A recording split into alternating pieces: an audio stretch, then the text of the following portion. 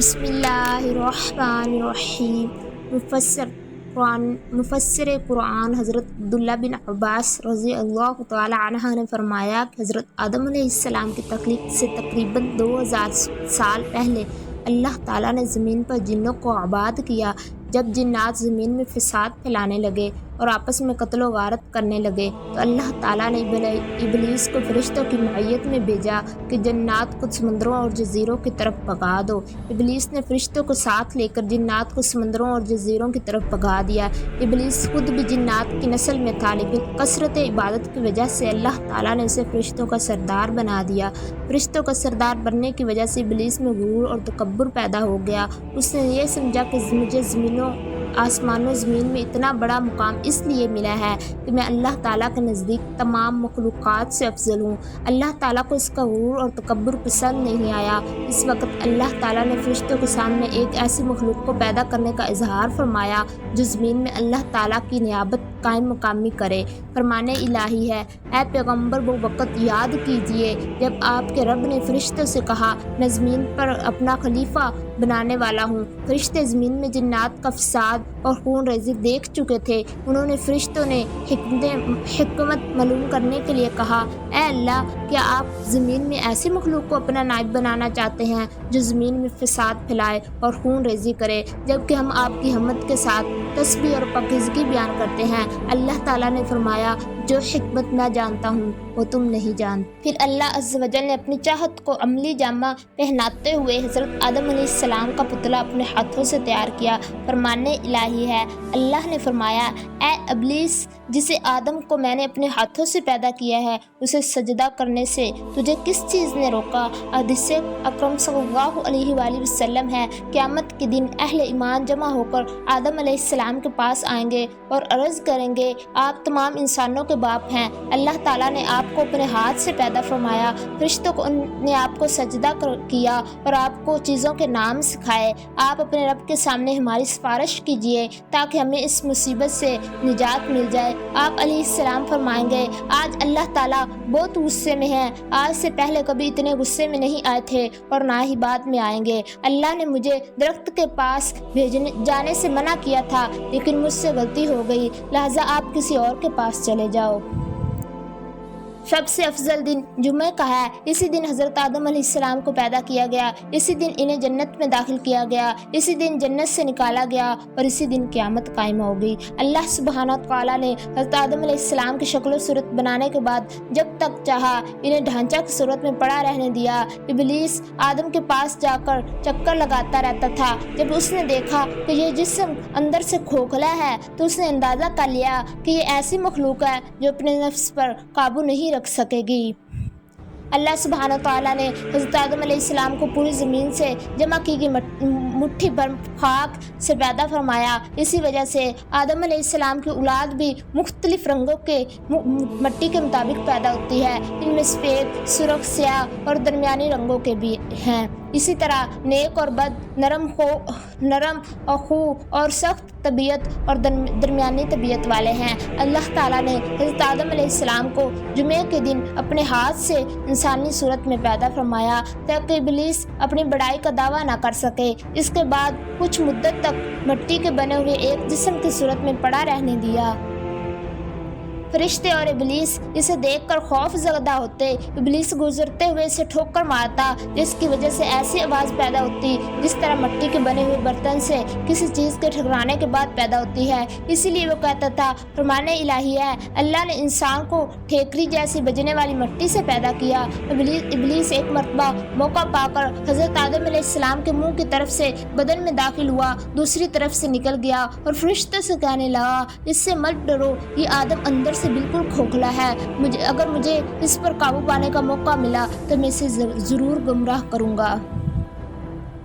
اللہ تعالیٰ نے حضرت آدم علیہ السلام کو پیدا کیا تو ان کا قد 60 ہاتھ لمبا بنایا، پھر ان میں روح پھونکی اور فرمایا، جا کر فرشتوں کی جماعت کو سلام کہیے اور ان کا جواب غور سے سنیے، وہی تمہارے اور تمہاری اولاد کے سلام اور جواب کا طریقہ ہوگا۔ آدم علیہ السلام نے فرشتوں کی ایک جماعت کے پاس جا کر کہا، السلام علیکم۔ فرشتوں نے جواب دیا، السلام علیکم ورحمۃ اللہ، یعنی ورحمۃ اللہ کا اضافہ کر دیا جنت میں جو بھی داخل ہوگا وہ حضرت آدم علیہ السلام کی صورت پر 7 ہاتھ قد کا ہوگا۔ اس کے بعد آج تک مخلوق کے قد میں کمی ہوتی رہی، یہاں تک کہ موجودہ صورت آ گئی۔ فرشتوں کو اولاد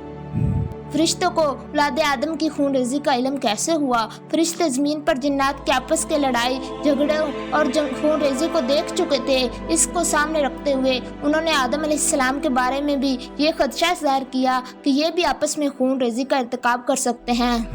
قتادہ رحمۃ اللہ علیہ نے فرمایا، فرشتے جب حضرت آدم علیہ السلام سے پہلے زمین پر آباد ہونے والی مخلوقات کے حالات دیکھ چکے تھے۔ واللہ اعلم بالصواب، اللہ تعالیٰ اس حقیقت کو خوب جانتے ہیں۔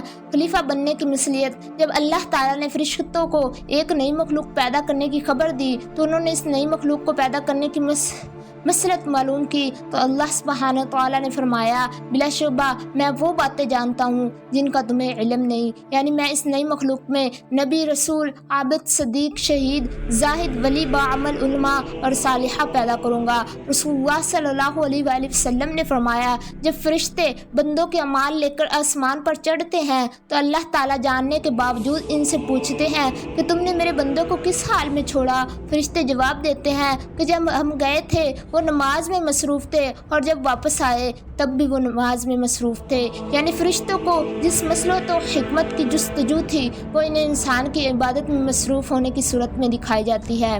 اللہ سبحانہ تعالیٰ نے حضرت آدم علیہ السلام کے جسم میں روح پھونکنے سے پہلے ہی فرشتوں کو اس بات کا پابند کر دیا تھا کہ جیسے ہی میں آدم کی تخلیق مکمل کروں، اس میں روح ڈال دوں تو تم ان کے سامنے سجدہ میں گر جانا۔ جب اللہ سبحانہ تعالیٰ نے حضرت آدم علیہ السلام کی مکمل شکل و صورت بنانے کے بعد اس میں روح ڈال دی تو فرشتے اللہ تعالیٰ کے حکم کی تعمیل کرتے ہوئے فوراً حضرت آدم علیہ السلام کے سامنے سجدہ میں گر گئے۔ فرمان الہی ہے، اور یاد کیجئے جب آپ کے رب نے فرشتوں سے فرمایا کہ میں انسان کو کالی سڑی ہوئی کھنکھراتی مٹی سے پیدا کرنے والا ہوں، لہذا جب میں اسے پورا بنا لوں اور اس میں روح پھونک دوں تو تم سب اس کے آگے سجدہ ریز ہو جانا۔ بس تمام فرشتوں نے سجدہ کیا۔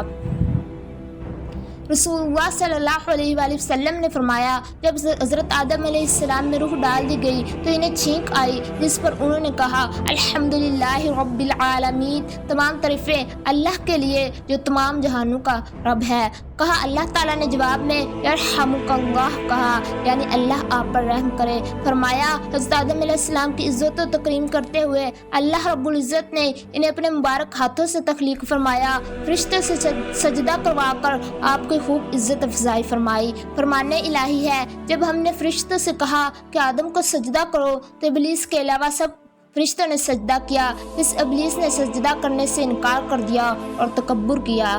جب اللہ تعالیٰ نے فرشتوں کو حکم دیا کہ حضرت آدم علیہ السلام کو سجدہ کرو تو تمام فرشتوں نے اللہ تعالیٰ کے حکم کی تعمیل کرتے ہوئے سجدہ کیا۔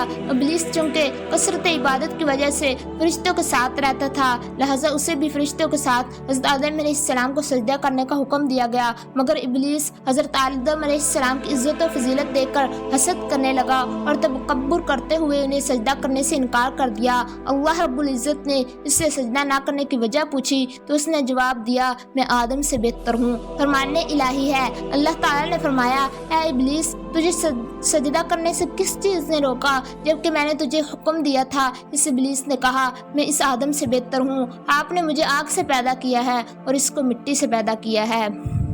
بس تمام فرشتوں نے سجدہ کیا سوائے ابلیس کے، اس نے سجدہ کرنے والوں کو ساتھ دینے سے صاف انکار کر دیا۔ اللہ نے پوچھا، اے ابلیس، تجھے کیا ہوا کہ تو سجدہ کرنے والوں میں شامل نہ ہوا؟ اس ابلیس نے کہا، میں ایسے انسان کو سجدہ نہیں کر سکتا جسے آپ نے کالی سڑی ہوئی کھنکھناتی مٹی سے پیدا کیا۔ رسول اللہ صلی اللہ علیہ وآلہ وسلم نے فرمایا، فرشتے نور سے، جن آگ کے شعلے سے اور آدم اس چیز سے پیدا کیے گئے ہیں، یعنی مٹی سے پیدا کیے گئے ہیں جس کا تمہیں علم ہو چکا ہے۔ جب ابلیس نے اللہ تعالیٰ کی نافرمانی کرتے ہوئے حضرت آدم علیہ السلام کو سجدہ کرنے سے انکار کر دیا تو اللہ رب العزت نے اس کا مقام و مرتبہ چھین کر قیامت کے لیے اسے ملعون و مردود قرار دے کر جنت سے نکل جانے کا حکم دیا۔ فرمان الہی ہے، اور اللہ نے فرمایا، اے ابلیس، تو یہاں جنت سے نکل جا، بے شک تو مردود ہے، بلا شبہ قیامت کے دن تک تجھ پر میری لعنت برستی ہے۔